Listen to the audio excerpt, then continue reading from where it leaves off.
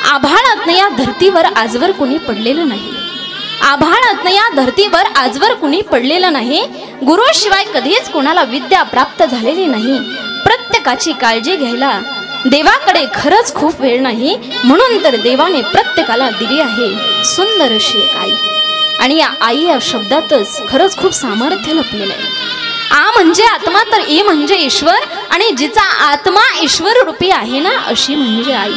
अरे फक्त जिचा आत्मा जर ईश्वर रूपी असेल तर ती किती महान आहे याचं वर्णन आपण एका शब्दात करू शकत नाही. परंतु तरीही करायचं म्हटलंच तर हर पल में खुशियाँ देती है माँ, अपनी जिंदगी से जीवन बना देती है माँ. माँ की पूजा करो भगवान की नहीं, क्योंकि भगवान को भी जन्म देती है माँ. भगवंताला सुद्धा जन्म देणारी आई आहे. आणि या आई या शब्दाचा भगवंताला सुद्धा हेवा वाटतो. पंढरीचा विठुराया सुद्धा स्वतःला म्हणून घेतो विठाई. आणि मीठ या शब्दामध्ये जर ई शब्द घातला ना तर त्याची सुद्धा होते मिठाई. म्हणजे मीठ या शब्दामध्ये आई जर शब्द घातला तर त्या शब्दाला सुद्धा गोड करण्याची ताकद आहे या शब्दामध्ये. ही फक्त विश्वमौली ज्ञानोबराय सुद्धा त्यांच्या जीवनामध्ये आईवडील नसल्याची खंत व्यक्त करतात. विश्वमौली ज्ञानोबराय म्हणतात, मी माझ्या जीवनामध्ये निर्जीव अशी भिंत चालवली. मी माझ्या जीवनामध्ये ज्ञानेश्वरी सारखा विराट ग्रंथ लिहिला. मी माझ्या जीवनामध्ये रेड्यामुखी वेद बोलवला. परंतु या सर्व गोष्टींचं कौतुक करणारी माझी आई रुक्मिणी माता आणि माझे वडील विठ्ठलपंत जिवंत नाहीत ना, याचं मला फार मोठं दुःख वाटतं, फार मोठं दुःख. विश्वमौली ज्ञानोबरायांनी खंत व्यक्त करावी. अरे आपल्या जीवनात आपल्याला खंत वाटत असते आई वडील गेल्यानंतर. ज्याला हात नाही त्याला हाताची किंमत विचारा, ज्याला पाय नाही त्याला पायाची किंमत विचारा. त्याचप्रमाणे ज्याच्या जीवनातले आई वडील निघून जातात ना त्या लेकरांना खऱ्या अर्थाने आई वडिलांची किंमत विचारा. आज त्या लेकरांच्या जीवनातली आई त्यांच्यामधून निघून गेली. माझ्याही जीवनामध्ये बाप नाहीये. बाप गेल्यानंतर आई गेल्यानंतर काय दुःख असतं ना ते मी सुद्धा जवळून अनुभवलंय. आणि माझ्या जीवनातला एक प्रसंग सांगून जाते. आपल्या जीवनामध्ये आपल्या मात्या पित्यांचं आपल्या लेकरांवरती किती नितांत प्रेम असतं. ते गेल्यानंतर मायेचं छत्र जातं. मी इयत्ता 9वी मध्ये असताना आमच्या गावामध्ये एक सप्ताह झाला. लक्षपूर्वक ऐका, आमच्या गावामध्ये एक सप्ताह झाला आणि त्या सप्ताहामध्ये माझ्या 3 मैत्रिणींची कीर्तनं झाली. एकीचं नाव प्रतिभाताई कोकाटे, एकीचं नाव क्रांतीताई सोनवणे, एकीचं लक्ष्मीताई खडके. 3 मुलींची कीर्तन झाली. इयत्ता 7वी मध्ये असताना त्यांच्या आईवडिलांनी त्यांना आळंदीला टाकलं. ज्या वेळेला त्यांच्या आईवडिलांनी त्यांना आळंदीला टाकलं ना त्यावेळेला त्यांच्या आईवडील माझ्या आईवडिलांना म्हणत होते की तुमच्या मुलीला फार आवड आहे कीर्तनाची, प्रवचनाची, आणि तुमची इच्छा आहे की त्याने कीर्तन प्रवचन करावं, तुम्ही तिलाही आळंदीला टाका. परंतु माझ्या वडिलांची आर्थिक परिस्थिती नव्हती, त्यामुळे मला जाता आलं नाही. आणि ज्या वेळेला 2 वर्ष आळंदीवरून शिक्षण घेऊन त्या मुली गावात आल्या, 9वी मध्ये त्यांचे कीर्तन झाले. ते कीर्तन ऐकून घरी आल्यानंतर अक्षरशः माझ्या आईवडिलांच्या डोळ्यामध्ये पाणी होतं. आईवडिलांच्या डोळ्यातलं पाणी पाहिलं त्यांना विचारलं तुम्ही का रडताय. त्यावेळेला आईवडिलांनी सांगितलं की आईवडील म्हणून किंवा वडील म्हटले एक बाप म्हणून मी कुठेतरी कमी पडलोय ना, याचं मला फार मोठं दुःख वाटतंय. जर इयत्ता 7वी मध्ये असताना जर मी तुला आळंदीला टाकलं असतं ना तर आज त्या नारदाच्या गादीवरती उभा राहिलेलं मी तुला पाहिलं असतं. एक बाप म्हणून मी कुठेतरी कमी पडलोय याचं त्यांना फार मोठं दुःख वाटत होतं. इतकं नितांत प्रेम आपल्या मात्या पित्यांचं आपल्यावरती असतं. हे फक्त मी माझ्या जीवनातलं सांगितलं, हे तुमच्या जीवनातली सुद्धा वास्तविकता आहे. तुमच्या मात्या पित्यांचं तुमच्यावरती तितकंच नितांत प्रेम असतं. म्हणून जोपर्यंत आईवडील जिवंत आहेत ना तोपर्यंत त्या 2 देवांची सेवा करा. आपल्या घरातले ते 2 देव आहेत.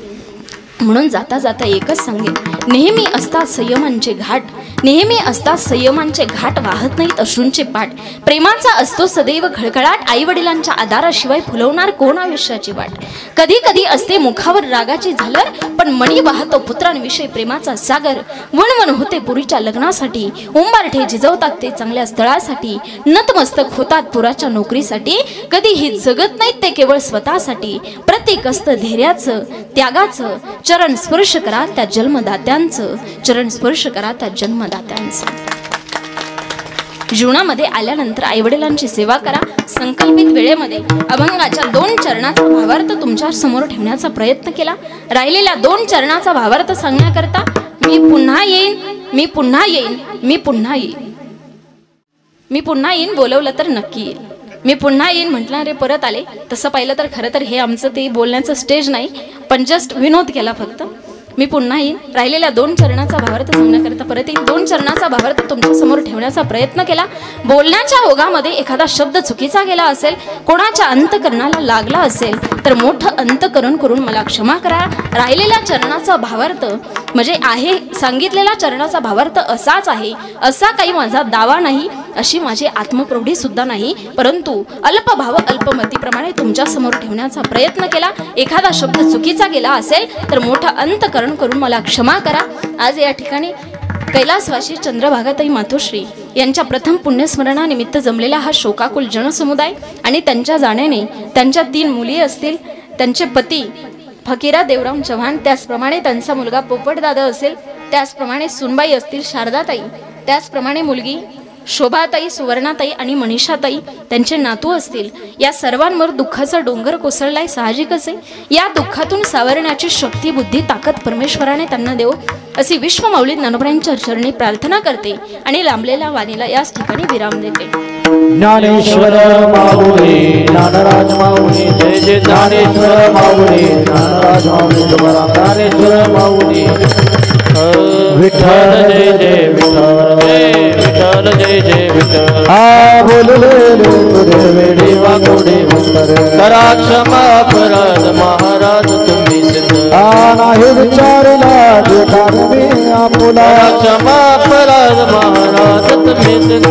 का म्हणे ज्ञानेश्वरा राजा बाया वैकुंठरा, क्षमा अपराध महाराज तुम्ही सिद्ध. आम्ही जातो तुम्ही कृपा सो द्यावे, सकळा सांगावी विनंती माझी. वाढ वेळ झाला उभा पांडुरंग, वैकुंठ श्रीरंग बोलावी तो. अंतकाळ विठो आम्हासी पावला, सहित झाला गुप्त तुका. वाढ वेळ झाला उभा पांडुरंग, वैकुंठ श्रीरंग बोलावी तो. देव तुकाराम, देव तुकाराम, तुकाराम तुकाराम तुकाराम.